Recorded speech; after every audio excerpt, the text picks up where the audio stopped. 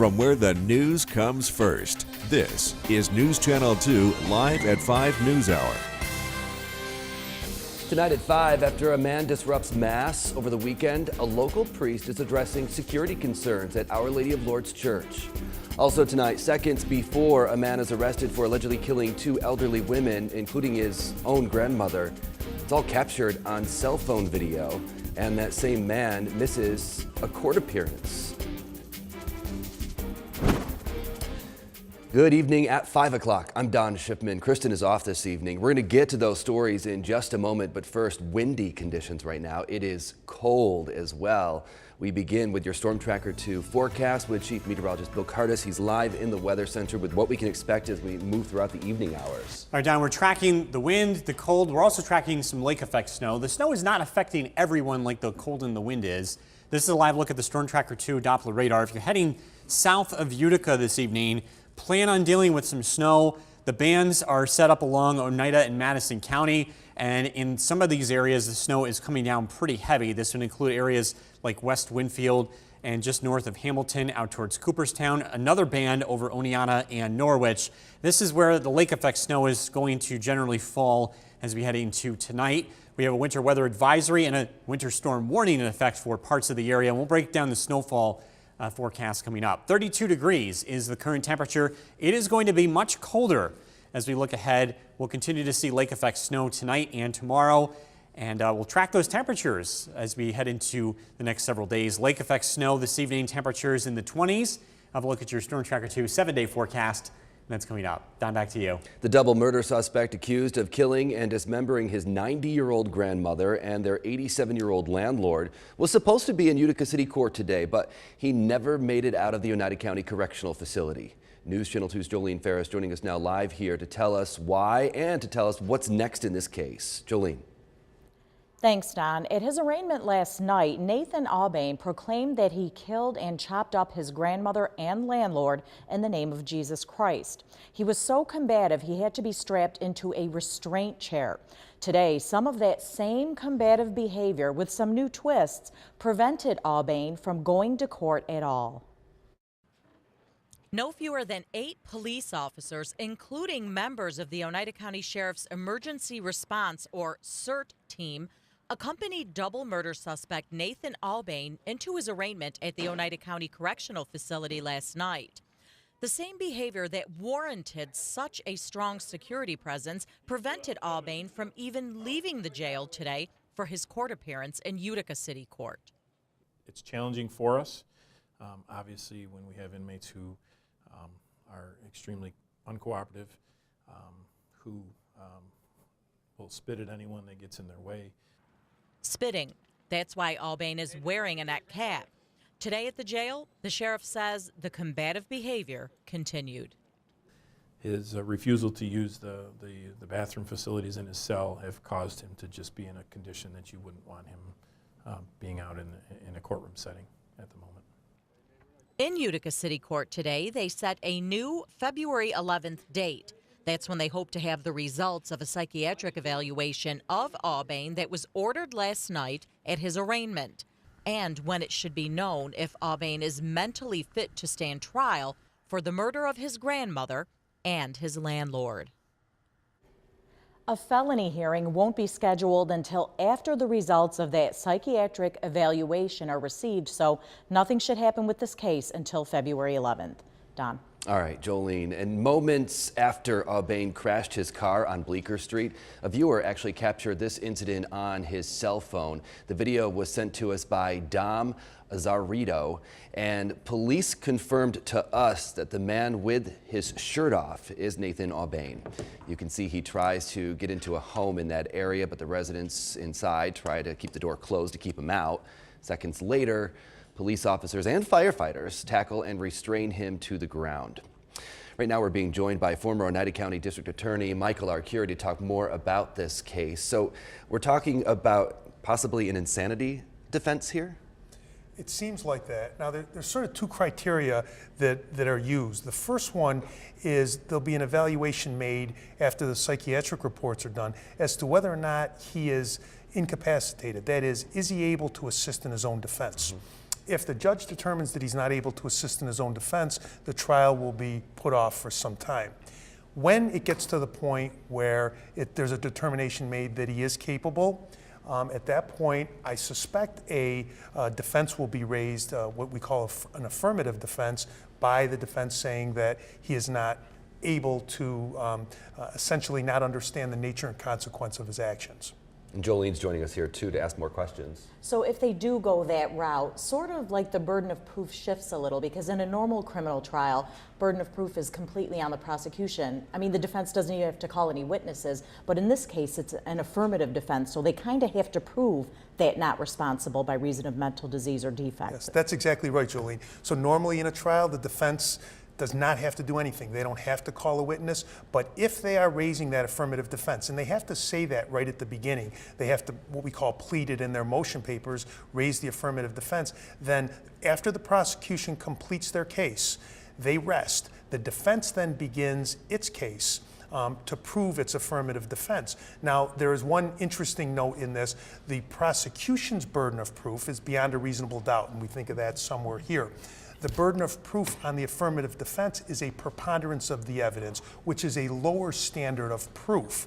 So it's a little different, and that would be the same as, let's say, a self-defense. The insanity defense would be exactly the same thing. I see a lot of people on social media saying that, if he does, if they do use insanity here as a defense, he's getting off easy. But it really, that's not the case. It's still, he would still be incarcerated in some form or fashion, probably, right? And theoretically, if the jury made a determination that he was insane, that is, that he did not understand the nature and consequence of his actions at the time he committed. So in other words, he didn't understand that by pointing a gun and firing at a person would die. I mean, that's essentially the evaluation. If the jury determined that that was the case, he would be placed with the state, and essentially no time would ever be set. So he could spend the entire rest of his life, 50 or 60 years, there if he continues to remain insane, or it could be a shorter time. I was going to say they're reevaluated, so I mean, he could get out, or one could get out conceivably in 3 years or 4 years. Theoretically, but the prosecution also has the ability to come forward if they find out that the person is going to be released. The district attorney could come forward and make an argument as to why they think the person should continue to be incarcerated. Now that was going to be kind of. Well, excuse me, I said incarcerated. That is not incarcerated, but remain with the department. Yes. That kind of goes to my next question. So, how long is this delay process? So he's not capable of understanding and being able to aid in his defense. Does it keep getting delayed, or how does that work? Yes. Usually it's about 6 months, and the court will recall it and make a determination. But we've seen a number of cases, certainly when I was DA, where a year and a half went by until the person was deemed to be able to assist his attorney in a meaningful defense. So they're reevaluated periodically. That's just depends on the findings. Exactly. All right, former district attorney for Oneida County, Michael Arcuri, joining us. A lot of good insight. Thank you so much for coming on the program tonight. Other news to get to: the Oneida County Sheriff's Department and the state are investigating an apparent suicide of an inmate at the Oneida County Correctional Facility. According to the Oneida County Sheriff, Rob Mashel, 31-year-old Scott Hentz of Rome was found unresponsive in a cell on Saturday. Corrections officers began life-saving measures when they found him, and he was taken to Upstate Medical University Hospital in Syracuse and was pronounced dead there. An autopsy is being performed today, and he was being held for arraignment for criminal possession of a controlled substance. Coming up new at 6 o'clock, we're going to be hearing from the sheriff on this incident. We are now in day 19 of the government shutdown, on pace to become the longest in history. And today, President Trump and top Democrats met again in hopes of reaching some common ground. But the president says he has not ruled out declaring a national emergency. Let's get the latest on this from reporter Blaine Alexander in Washington. President Trump taking his border wall argument to Capitol Hill. The Republicans are unified. We want border security. We want safety for our country. Looking to make a show of unity among Republicans after 5 GOP senators publicly called for the shutdown to end. The Republican Party, I can say, and I just left an hour meeting. We had a great time, actually. There was no discussion about anything other than solidarity. We want national security and border security for our country. But just today, signs that some House Republicans are bending. If this isn't indeed a crisis, the people that are dealing with the crisis should get paid. Today, both parties are back at the table. Congressional leaders meeting at the White House, but Democrats not optimistic about a deal. The White House seems to move the goalpost every time they come with a proposal. If we can come to some agreement, we want it in writing so the public can see it, so it doesn't change. The political pressure on both sides will likely ramp up Friday. That's when thousands of federal employees will miss their first paycheck. We are the faces behind this shutdown. Stop playing chicken with our lives. But from President Trump, how long are you willing to let this shutdown last, Mr. President? Whatever it takes. no signs that this shutdown, now in day 19, will end anytime soon. Blaine Alexander, NBC News, Washington. And Congressman Anthony Brindisi speaking out about the looming government shutdown and what he feels elected officials should be doing. I think that we can come together and take good ideas from both sides to bring them into the middle and actually get things done, but we have to get the government up and running first and foremost. And with the government shutdown, there have been growing concerns that tax refunds might be delayed. A local Social Security representative tells us despite a large part of the government being shut down, federal income tax refunds would indeed go out. They were worried about their checks not coming. And that's why it's important that we get the information out there, because many times when you hear the news, you say they're saying a federal government shutdown, and the government is shut down. Social Security Administration, we're here and we're working for you. So there you go. Now to the Ark Otsego, getting $10,000 to make renovations. Corning Incorporated Foundation is getting the Ark Otsego the grant to help with repairing of driveways and parking areas at the Creekside Industries location in Oneonta. Creekside is a manufacturing facility that includes packaging, assembly, and it's for local businesses. And it also provides job training for individuals with intellectual and other developmental disabilities. A restaurant staple in North Utica is changing its name and its ownership. Babe's Macaroni and Grill and Bar has been serving Italian-American style food in North Utica for 26 years now. Like we first reported just about a month ago, the president of the Utica Comets, Rob Esch, bought the restaurant, but today that sale became final. It will now be known as Babe's at Harbor Point to pay homage to the ongoing revitalization project happening right across the street.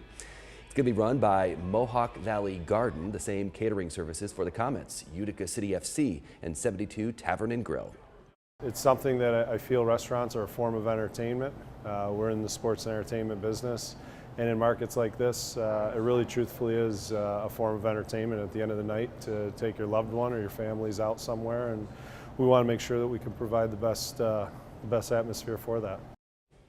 The restaurant and the parking lot will undergo some renovations in the next 12 to 15 months, and you can also expect to see some minor changes to the menu in the coming weeks. Coming up here tonight on the Live at 5 News Hour, how much are you really spending on smoking? We have a new study that breaks down the average costs. Also tonight, after a disruption during services at a local church, the pastor is discussing security protocols and possible changes ahead. And on the brink of demise, Sears is given a last-minute chance to potentially avert liquidation. Let's take a look at the market check. The Dow Jones Industrial Average finishing the day up 92 points. The NASDAQ up just about 60. The S&P up 11. Oil down slightly, sitting at $52 a barrel. You're watching the Live at 5 News Hour with Kristen Copeland, Don Shipman, and weather with Chief Meteorologist Bill Cardis. News Channel 2, where the news comes first.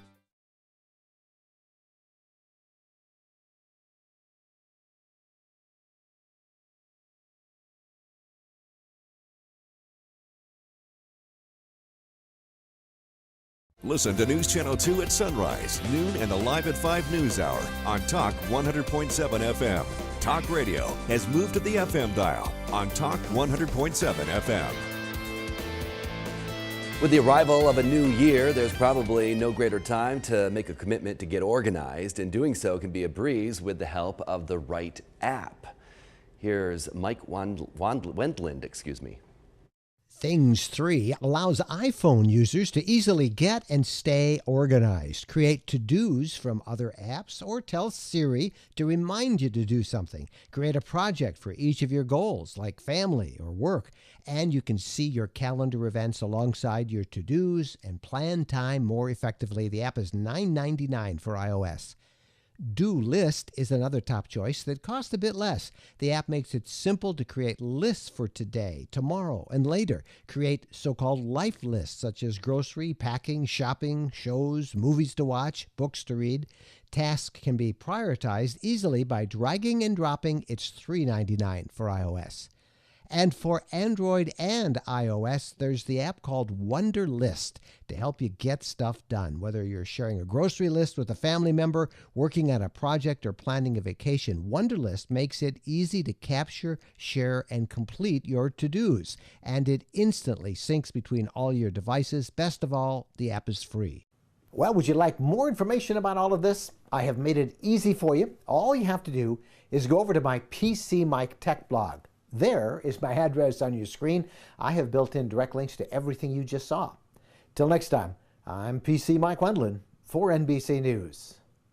Your next shipment from Amazon might help you discover some new products. Amazon is sending its customers free samples curated specifically to their tastes as part of the company's new ad strategy. Now, it's all based on shoppers' purchasing history. The products show up in your shipment free of charge. There's no obligation to buy or review the items, and you can opt out at any point. A bankruptcy court is giving Sears an extra day to negotiate a deal to save the company. The Sears chairman now has another chance to buy the retailer out of bankruptcy. The move would actually save more than 50,000 jobs and prevent some 400 stores from closing. Now, the chairperson has until 4 p.m. tomorrow now to pay the $120 million deposit. Sears filed for bankruptcy protection back in October. Let's go to WKTV.com right now. And a measles outbreak throughout the state is being called the largest in recent history. In case you missed it, a meeting in Hartwick Seminary goes over plans for a new 4-story hotel. And a woman in a coma for more than 10 years gave birth last month, and now her family wants answers. That's at WKTV.com. New at 5:30, if you're smoking, it might be pretty expensive, but how much are you really spending on this habit? We have new numbers tonight. Bill. I'm tracking cold, windy weather, also some lake effect snow. Let's take a live look in Utica. We still have some twilight here, 20 after 5. We'll look at your forecast next.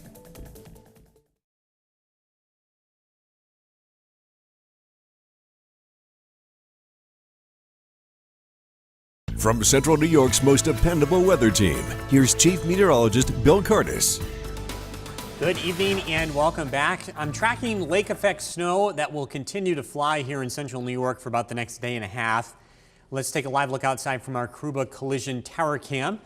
You can see the tower cam's bouncing around. We have some wind and cold weather and also some scattered snow showers. The lake effect snow is generally going to fall steadiest south and west of Utica, with winds coming in from the northwest tonight.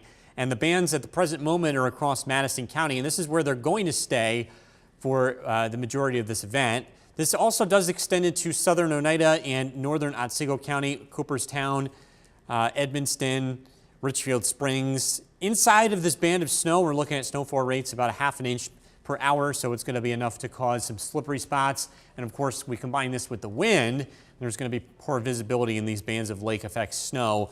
If you're not experiencing the lake effect, it's just going to be a windy and cold evening across the region. If you're taking the dog out, this is Claire, by the way. Claire is from Turin. We're looking at temperatures in the 30s this evening, and it will be cold, and of course, we're also dealing with a wind. By the way, if you want to be part of this, send your pictures to Bill's Buddies on Facebook. That's where you can go to submit photos that I'll be using for the newscast. 32 degrees is the current temperature. With the wind, it feels like 20. Seasonably cold out there this evening. Dolgeville 30, New Hartford 29. In the Southern Valleys, West Winfield is 28. Skenevis is 27. The overall lake effect is going to stay with us for about the next day and a half. Not a lot of change in the weather pattern, but The air is going to gradually cool down and dry off over the next couple of days as our winds stay very persistently from the northwest. Storm Tracker 2 Skycast tonight. Watch out for lake effect snow showers. Travel will be an issue mainly in Madison County. In the Mohawk Valley, we're not really expecting too much of a problem with the snow, as the snow will generally stay to our south. Heading into tomorrow morning, temperatures start out in the low 20s. The morning commute, it's going to vary in terms of difficulty. In the valley, it's not going to be too bad, but in Madison County and Otsego County, there will be some issues. This is a look at snowfall for tonight, taking us through 7 a.m. Tomorrow morning. Only a trace to an inch of snow for the valley, but you go north and south of the valley, an inch or two. The main band is going to be further to the west this time around, 3 to 6 inches of accumulation heading into Madison County towards Syracuse. More snow is expected throughout tomorrow afternoon, but it does lighten up. The big story tomorrow will be the cold and the wind, as high temperatures only climb into the mid-20s. Additional snow tomorrow, not much, only an inch or two of accumulation across the region. Tonight, snow showers down to 20 degrees, a cold, blustery day tomorrow, a high of 25. Storm Tracker 2 7-day forecast. It only gets colder going forward. 15 on Friday, 19 Saturday. The weather slowly warms up heading into the weekend. A pretty quiet weather pattern looking ahead. Some light snow showers are possible on Wednesday. Coming up in the next half hour, we will track the winds hour by hour. Okay, sounds like a plan. Thank you. So coming up, we can go to the Utica Zoo. We don't have to leave home either. A new way you can check out the animals at the zoo, learn how you can visit a type of monkey anytime. Also tonight, cheese lovers rejoice. Some local farmers are working on starting a cheese trail. Learn how they're churning out these ideas.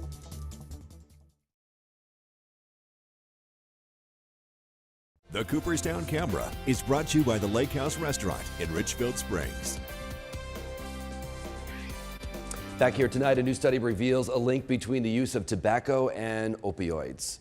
Now, the findings come from an annual survey of outpatient doctor visits in the U.S., and it showed that tobacco users were more likely to get prescriptions for opioids with muscle relaxers and sedatives than people who did not use tobacco. Past research shows that taking these drugs at the same time increased the risk for opioid addiction or overdose. Smokers can also worsen the prognosis of their patients with bladder cancer. A new Mayo Clinic study of 200 adults with the disease found that smokers did not respond well to chemotherapy treatments, and they also had a much higher risk of their cancer coming back than people who had quit or had never smoked. Also, a new study finds that the cost of smoking is around $300 billion per year, and it continues to go up. Analysts at personal finance website Wallet Hub examined the true per-person cost of smoking in all 50 states. And the study uses an adult who smokes 1 pack of cigarettes per day, started at age 18 and lives to 69 years old, which is the average age a smoker would die. In New York, the average smoker pays per year is right around $55,000 and more than $194,000 for out-of-pocket costs per smoker. Still to come here tonight, the latest information on that double homicide in Utica. Also, how a local church is working to ensure safety for its congregation.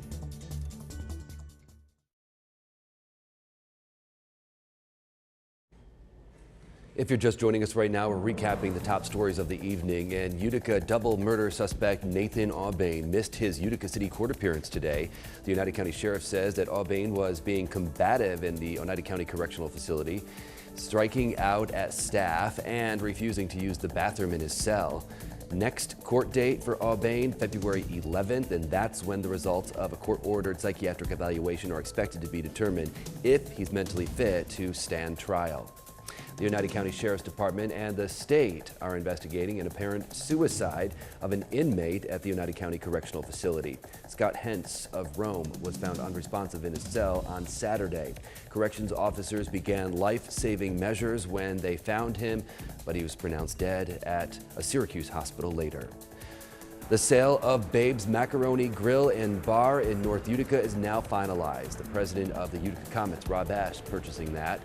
It will now be known as Babes at Harbor Point, and it's going to be run by Mohawk Valley Garden, the same catering services for the Comets, Utica City FC, and the 72 Tavern and Grill. The restaurant will undergo renovations in the next 12 to 15 months. Good evening once again. A local pastor is speaking out following the disruption that took place over the weekend at Our Lady of Lourdes Church. That disruption led to the arrest of a Utica man. News Channel 2's Jan Caldwell has more now on her interview with Pastor Joe Salerno on how the church is moving forward. Jan. Don, reps at Our Lady of Lourdes Church in Utica say they're looking into making changes to ensure the safety of churchgoers. Pastor Joseph Salerno says he doesn't want to make those security changes public, but he says the church is moving forward with their church services. This comes after a Utica man was arrested and charged with disrupting a religious service just before the church's mass this weekend. Salerno describes the man's erratic behavior as intimidating. He says after the incident, he is now more alert about possible dangerous situations. I will always be at least have my eyes a little more open and my ears a little more attentive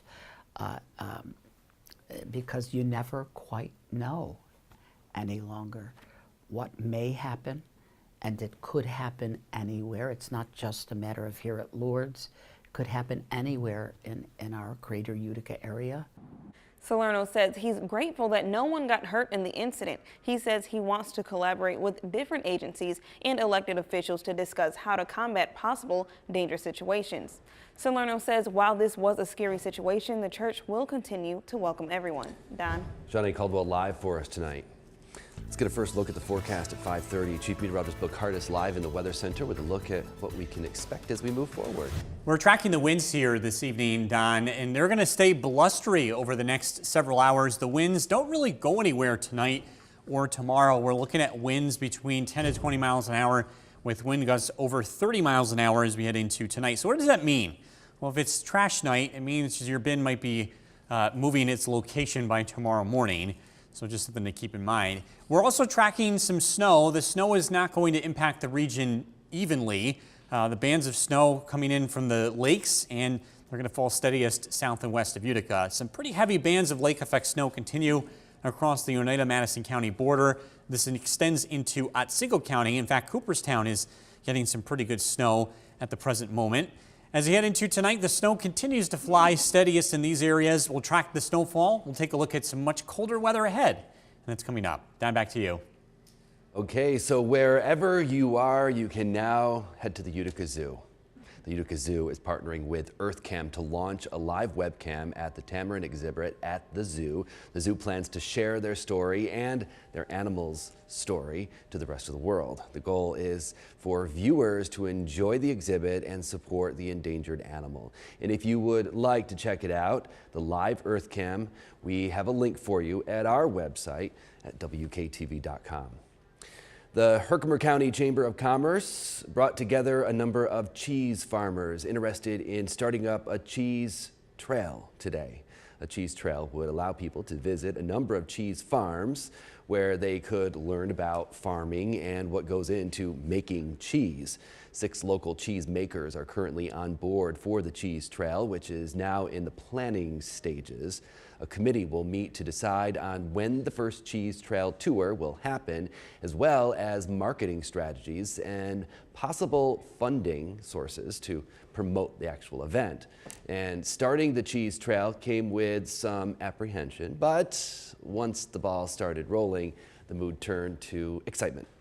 We're thinking about having a demonstration on how to make mozzarella. We'd also like to have a pizza truck there so people can come and have pizza made with our mozzarella. So, you know, you can come and enjoy a little bit of seeing what's being made, and then taste it. Other farms may have a Pet the Goats Day, or, you know, each farm is going to have something unique to bring to the table. Similar to the beverage trails that we have here in upstate New York. Right now, the goal is trying to find a day that works for everyone on which each farm will have to offer. And we're going to keep you posted on all of the developments on this in the months ahead. Well, if you know of a budding chef, there's a local cooking challenge where you can show off their skills, but the deadline is quickly approaching. Here's how it works. It's the United Way looking for kids ages 10 to 14 to participate in their youth cooking challenge. Participants will be able to work with a local chef to prepare a signature dish. The 2 most successful teams will then compete in a live cook-off and will be awarded prizes, including a cookbook, a basket valued at $150. With the help of Excelis Blue Cross Blue Shield, the event is expected to be the healthiest to date, and applications will be accepted through up until midnight tonight. All right, coming up, we have News Talk, and we're talking about America's greatest heart run and walk. Yeah, a kickoff event coming up as we count down the days to the race and tips on getting ready and all the fundraising. Here's what the team's working on for News Channel 2 at 6 o'clock. More on that inmate found dead of an apparent suicide at the Oneida County Jail. Brand new, we're going to be hearing from the sheriff on this investigation.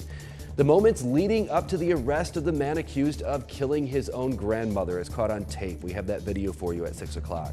And sports tonight, we're going to be looking ahead to tonight's Comets game as they end a 3-game road trip against the Toronto Marlies. That comes your way at 6 o'clock.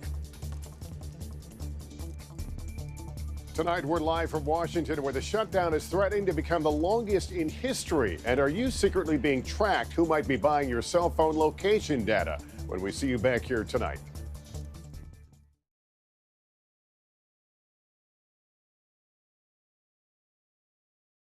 Here's what's coming up on News Channel 2's NBC lineup. CBS Utica.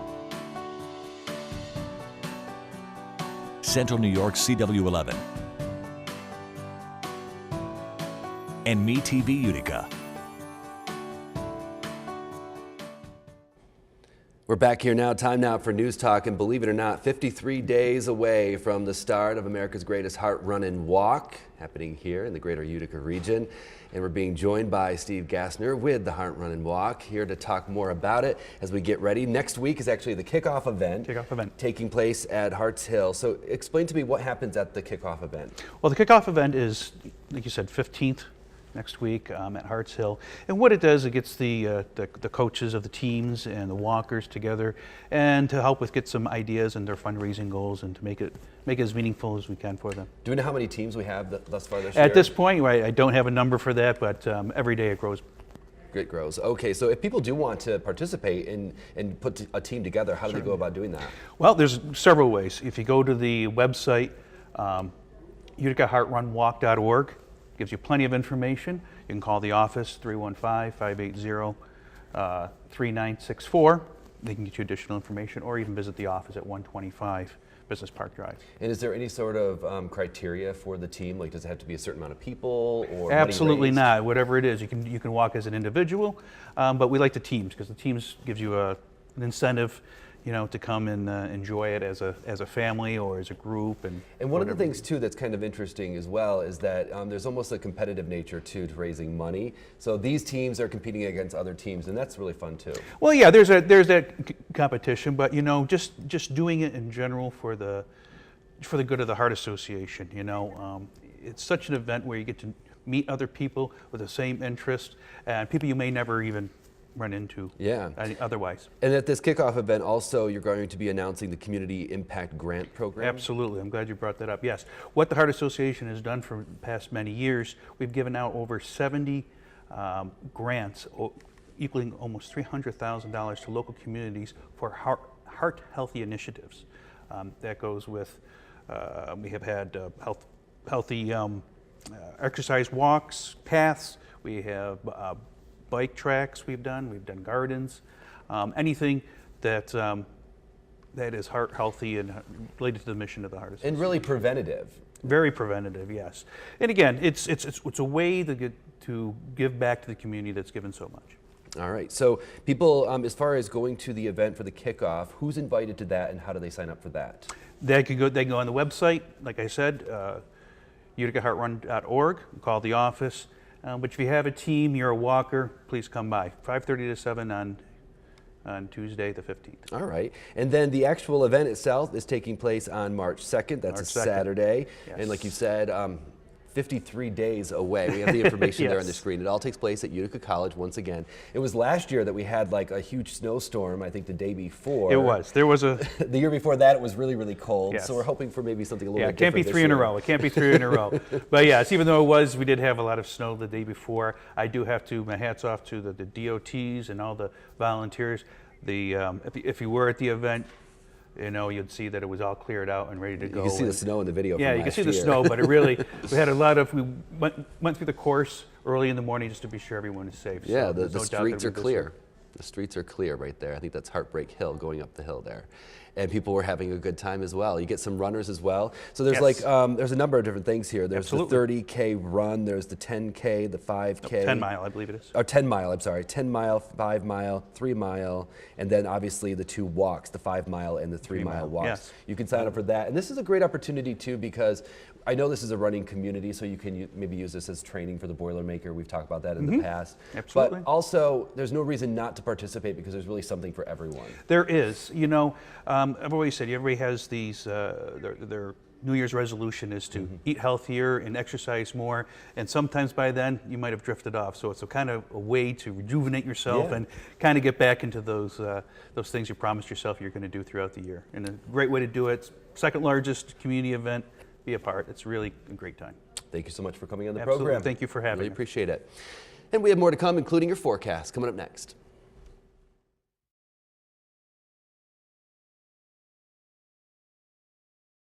From Central New York's most dependable weather team, here's Chief Meteorologist Bill Curtis. Good evening and welcome back. We are taking a live look outside across central New York, and we continue to track snow, especially across our southern valleys this evening. And this is lake effect, and it's going to continue tonight and tomorrow. Here's where the band is situated at the present moment, the steadiest bands south and west of Utica, and it stretches from the lakes through the southern part of Oneida, Madison, into Otsego County and beyond. Some of the heavier snow over Cooperstown and Worcester, Bridgewater to Madison, Stockbridge. So if you're heading south of the valley this evening, keep that in mind that you're going to be running into variable weather conditions. These bands of snow will produce very poor visibility as we head into tonight. And in fact, with the wind, there's also going to be blowing and drifting snow. Things to keep in mind if you're going to be hitting the roadways tonight. But again, the impact of this is going to be relatively limited, as it is lake effect snow. 32 degrees rather. We finally fell below freezing. We've been above freezing in the valley all night long, and you can see that we managed to see mostly rain throughout last night, but the snow is going to fly over the next couple of days. The winds are going to be relentless over the next few days as well as colder air works in. Our sky watchers this evening, 3 inches of new snow in Old Forge, 5 inches of snow from last night through today in Curtis Corners. Spall Mountain just outside of Hinckley is checking in with 27 degrees. Across the southern valleys, 3 inches of snow in Cassville. Helen has a hard time measuring that. Lots of wind in her backyard. Cooperstown, 2 inches of snow. Milford with 4 inches. If you want to be a sky watcher reporting temperature or snowfall, our email address is weather@wktv.com. We appreciate those emails before the newscast. On the radar and satellite picture, we're looking at low pressure to the north. It's going to drag in lots of cold air over the next 24 hours, and the lake effect snow is going to continue. Windy conditions will persist throughout tonight and tomorrow. Storm Tracker 2 Skycast, the snow continues to fly tonight. Most persistent south and west of the Mohawk Valley. This is where we could see 1 to 3 inches of snow overnight. 3 to 6 inches of snow are possible in Madison County and in extreme western Oneida County. In the Mohawk Valley, we're going to be outside of the heavier bands. Just a light snowfall, perhaps a trace to an inch of accumulation. For tomorrow, we're looking at scattered lake effect snow showers. The big story will be the wind and the cold, with high temperatures only in the low 20s. Snowfall expected tomorrow from 7 a.m. to 7 p.m. Not a whole lot. A trace to an inch of snow for the Mohawk Valley, north and south of the valley, an additional 1 to 3 inches of lake effect snow. This event will wind down tomorrow night. Windy conditions tonight, some lake effect snow showers, temperatures around 20. Tomorrow we don't warm up at all, looking at high temperatures in the mid-20s with lake effect snow. A look at your Storm Tracker 2 7-day forecast. Much colder weather arrives on Friday, a high of 15, 19 on Saturday. We will see some sunshine though, and the weather stays dry Sunday, Monday, and Tuesday. Some light snow showers are expected on Wednesday. We'll have a look at the latest road conditions and the radar coming up at 6.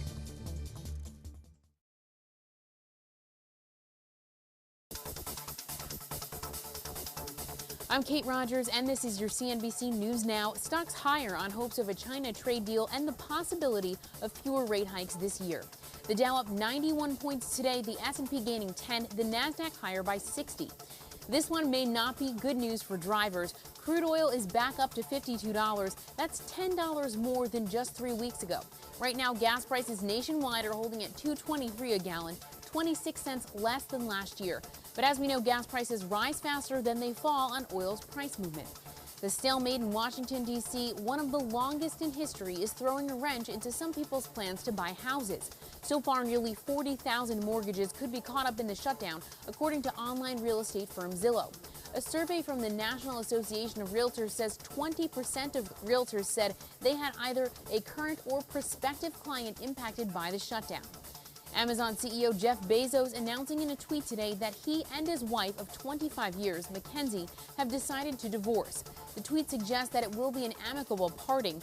Bezos founded Amazon in 1994, a year after they were married, so his 16% stake valued at around $130 billion today. So she could be legally entitled to half of that, or around $65 billion. And that's your CNBC News Now. Limousine drivers are wanted in Rome for a part-time job on the weekends. Now, drivers will have to transport passengers and dress professionally. Drivers will also be expected to have a chauffeur license. Full-time employment specialists are needed in Oneida County. Job responsibilities include helping individuals with disabilities maximize their independence. High school diplomas are necessary for this. For more information, contact your local Working Solutions one-stop office. All the numbers are listed right there on your screen. And that's going to do it for the Live at 5 News Hour. Coming your way at the top of the hour, Oneida County Sheriff Rob Mashel speaking out about the incident at the Oneida County Jail involving an inmate's apparent suicide. Also, the newest information on the suspect behind bars tonight for allegedly killing his grandmother and their landlord. What officials are saying about his mental state and why he missed a court appearance today. That's at 6 o'clock.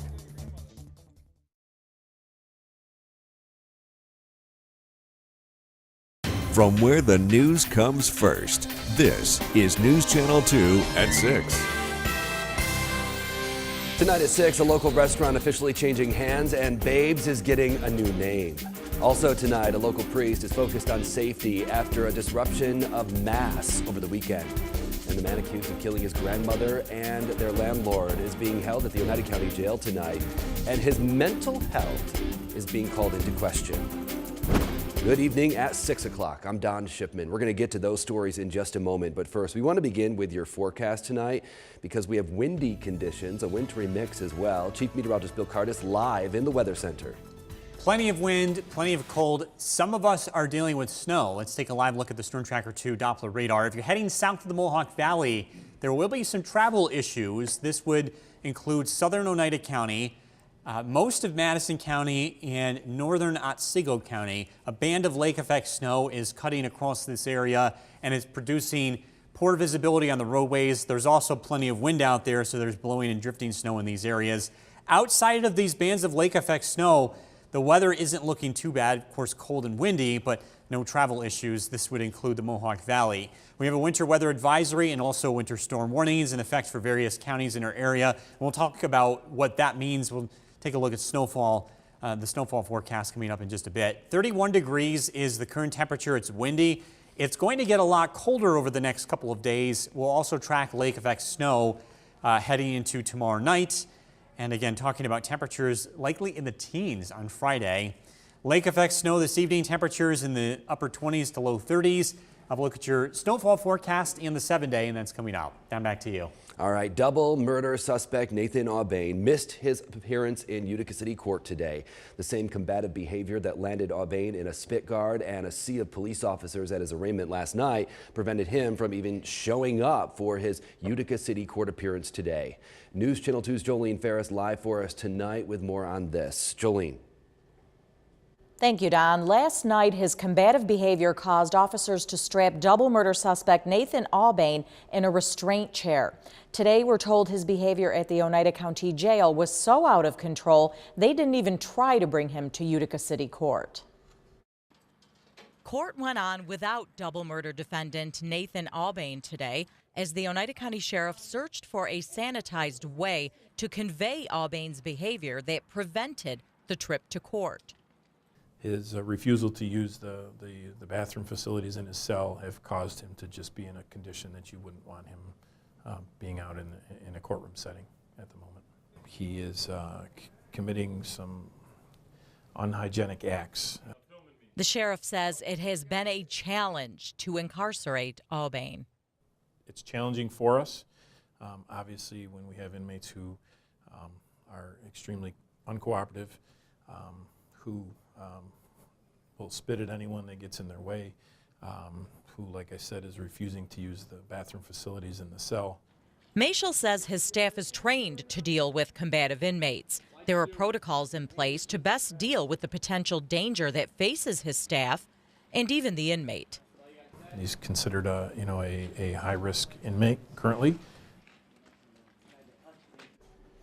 And today they set a new court date of February 11th to receive the results of a psychiatric evaluation ordered at Albane's arraignment last night. They will determine if he is fit to stand trial for the murder of his 90-year-old grandmother and 87-year-old landlord. Don. Jolene Ferris live for us tonight. Now, moments after Albane crashed his car on Bleecker Street, this is where it all kind of started. A viewer captured this incident on their cell phone. Police are confirming to us that the man with his shirt off is actually Nathan Albane. And you can see he tries to get into a house there, but the people who lived there closed the door to keep him out. Seconds later, police officers, even firefighters, worked to tackle and restrain him. Now, the mental health of the defense is being called into question in this case, and former Oneida County District Attorney Michael Arcuri talked with us during the Live at 5 News Hour this evening. He explained how they go about determining his mental state. Now, in a normal case, the defense doesn't have to do anything. They can just rest right after the prosecution. But in the case where you raise an affirmative defense like the insanity defense, it is then incumbent upon the defense to put a case on. And their case would be to prove that the person did not understand the nature and consequences of his actions at the time that the action was committed. Again, Albane will be back in court on February 11th. The Oneida County Sheriff's Department and the state are investigating an apparent suicide of an inmate at the Oneida County Correctional Facility. According to the Oneida County Sheriff Rob Mashal, 31-year-old Scott Hentz of Rome was found unresponsive in his cell on Saturday. Corrections officers began life-saving measures when they found him. Now, he was taken to Upstate Medical University Hospital in Syracuse and was pronounced dead. Now, the sheriff explains that there are 2 investigations into this incident. We have a full investigation going on here. We also formally notified the New York State Commission of Corrections. They run their own full investigation because obviously they're the overseer of all the correctional facilities in the state. So their investigation will run independently of ours. And an autopsy was performed today, still waiting on the results of that. He was being held, by the way, for arraignment for criminal possession of a controlled substance. A local church is trying to move forward following an incident that took place over the weekend at Our Lady of Lourdes Church in Utica. A Utica man being charged with disrupting a religious service. And News Channel 2's John A. Caldwell has more now on the church's pastor, Joe Salerno. You interviewed him today. John A. That's right, Don. Now, Our Lady of Lourdes Church officials say that they are looking into making changes to ensure the safety of their congregation. Pastor Joseph Salerno says he doesn't want to make those security changes public, but he says the church is moving forward with their church services. Salerno describes the man's erratic behavior as intimidating. He says this incident will not stop him and his congregation from having future gatherings. I think it's always going to be on my mind, at least on especially the weekends when we gather in large numbers. I'm not afraid to go out there and celebrate Mass and be with my community of faith. 99.9% of us gathered peaceably and with a sincere devotion to pray and to worship. Now, Salerno says he is grateful that no one got hurt in the incident. He says he wants to collaborate with different agencies and elected officials to discuss how to combat possible dangerous situations. Salerno says while this was a scary situation, the church will continue to welcome everyone. Don. Johnny Caldwell live for us tonight. The Ark Otsego has been awarded $10,000 to make renovations. Corning Incorporated Foundation is giving the Ark Otsego the grant to help with repaving driveways and parking areas, and the Creekside Industries location in Oneonta. Now, Creekside is a manufacturing facility that includes packaging, assembly, and it's done for local businesses. It also provides job training for individuals with intellectual and other developmental disabilities. A restaurant staple in North Utica is changing its name and ownership.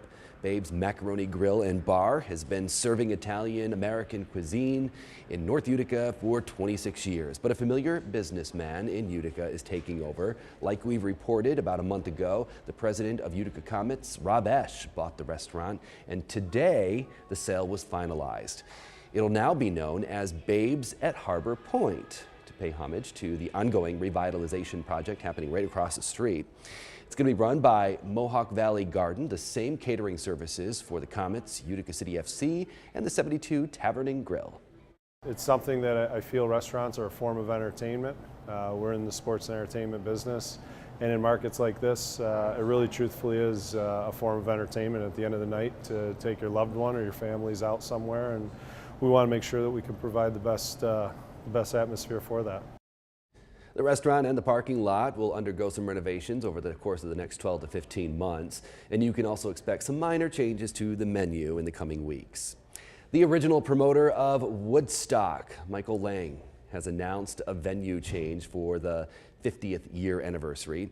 He told Rolling Stone magazine that Woodstock 2019 will take place at Watkins Glen on August 16th, 17th, and 18th. Tickets go on sale next month. Prices haven't been announced just yet. The three-day festival commemorates the original 1969 event. The Herkimer County Chamber of Commerce brought together a number of cheese farmers today interested in starting a cheese trail. A cheese trail would allow people to visit a number of cheese farms where they can learn more about the farming process and what goes into making cheese. So far, 6 local cheesemakers are on board for the cheese trail, which is now in the planning stages. We're thinking about having a demonstration on how to make mozzarella. We'd also like to have a pizza truck there so people can come and have pizza made with our mozzarella. So, you know, you can come and enjoy a little bit of seeing what's being made, and then taste it. Other farms may have a Pet the Goats Day, or, you know, each farm is going to have something unique to bring to the table. Right now, their goal is to try to find a day that works for everyone and see what each farm has to offer. We'll keep you posted. Well, if you know a budding chef, there's a local cooking challenge where you can show off their skills. But the deadline is approaching tonight, in fact. The United Way is looking for kids ages 10 to 14 to participate in their Youth Cooking Challenge. Participants will be able to work with a local chef to prepare a signature dish. The 2 most successful teams will then compete in a live cook-off and then be awarded prizes. With the help of Excelis Blue Cross Blue Shield, the event is expected to be the healthiest to date. Applications will be accepted through midnight tonight. And you know what? You can go to the Utica Zoo, but you don't need to leave home. You can just log on to your computer or smartphone. The Utica Zoo is partnering with EarthCam to launch a live webcam of the tamarin exhibit at the zoo. The zoo plans to share their story and their animals' stories to the rest of the world. The goal is for viewers to enjoy the exhibit and support the endangered animal. If you'd like to check it out, the live EarthCam, you can go to our website, WKTV.com. We have a link. Coming up here tonight on News Channel 2 at 6, a lot more ahead, including the government shutdown over the whole country, looming over the whole country. We're going to tell you if it's impacting local social security. Also tonight, Congressman Anthony Brindisi is speaking out on the shutdown. We're hearing what he has to say about what's happening in Washington right now. Bill. The weather turns much colder over the next couple of days. We're also tracking some lake effect snow as we take a live look in Oneonta. Your Storm Tracker 2 forecast is next. You're watching News Channel 2 at 6 with Kristen Copeland, Don Shipman, weather with Chief Meteorologist Bill Cardis, and sports with Spencer Davidson. News Channel 2, where the news comes first.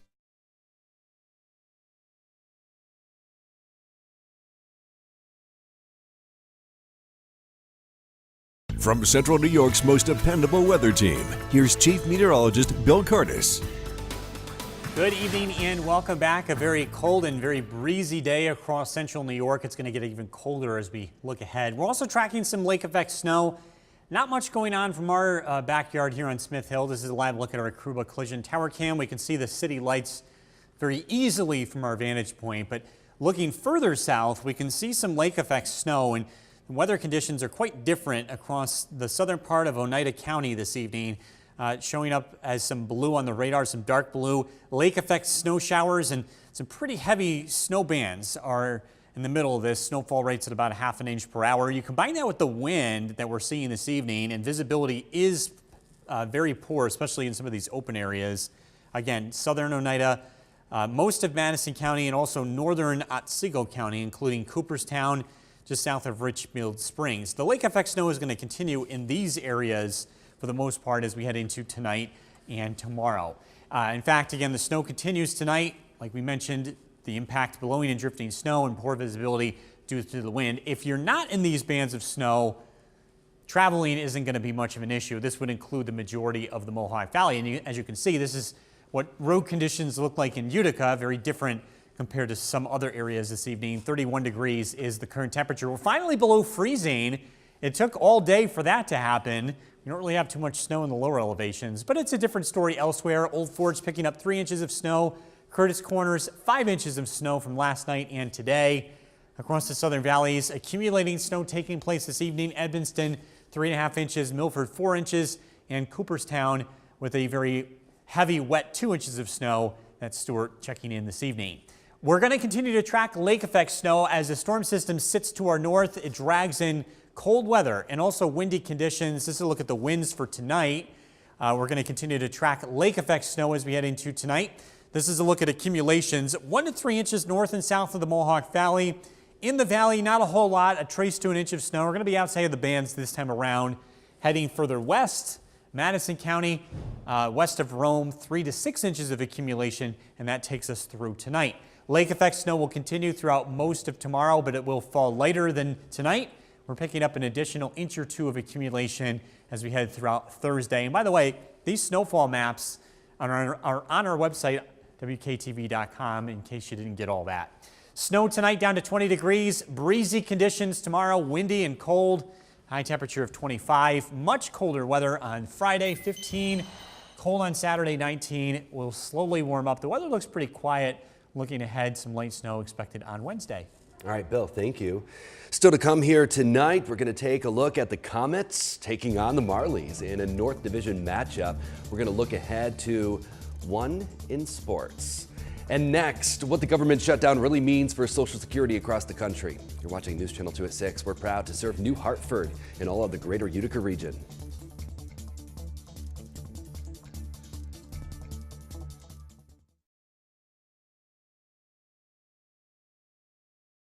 The Cooperstown Camera is brought to you by the Lake House Restaurant in Richfield Springs.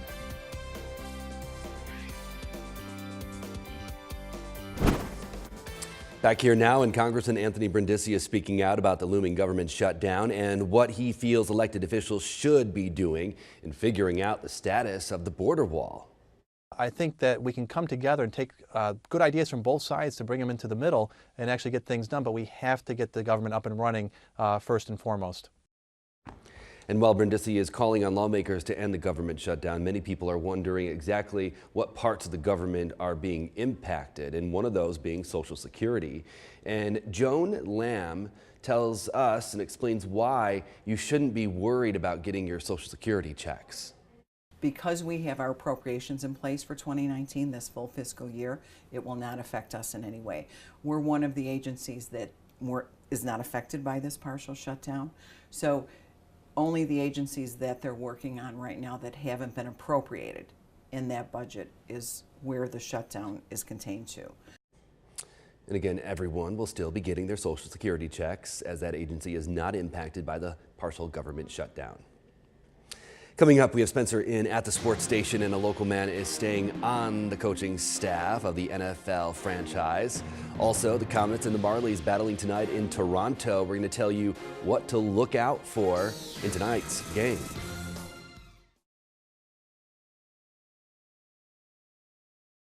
From the sports station, here's Sports Director Spencer Davidson.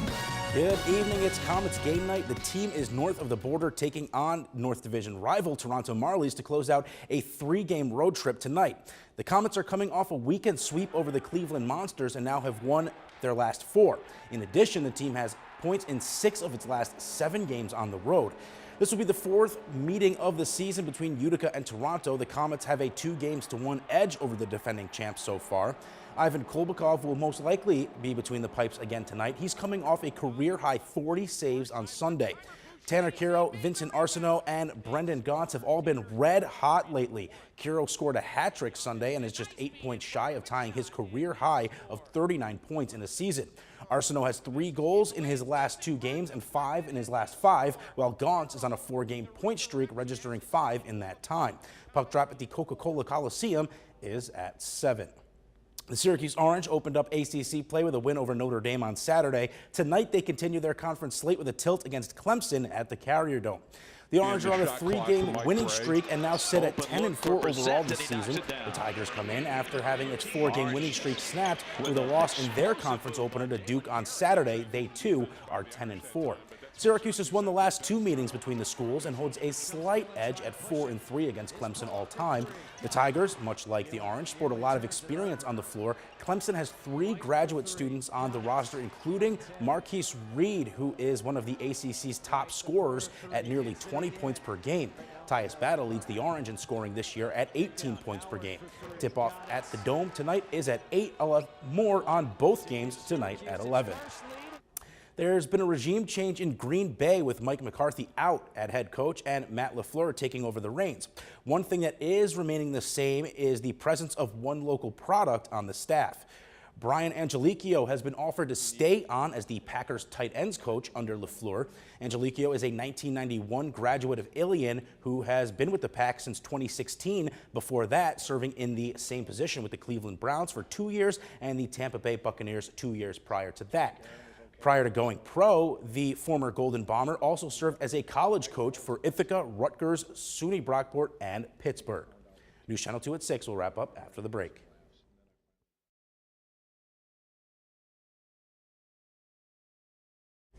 Here's what the team's working on for this evening. Recent events are prompting local churches to rethink their security protocol. We're going to have the details on how law enforcement are working with them. Also, Senator Griffo officially sworn in as the acting minority leader as the 2019 legislative session gets underway today, in fact. Bill. I'm tracking lake effect snow as it continues to roll through parts of the region. We've got colder and windier weather ahead. We're going to look at the forecast tonight at 10 and 11. And that's going to do it for us. From all of us here, have a good night.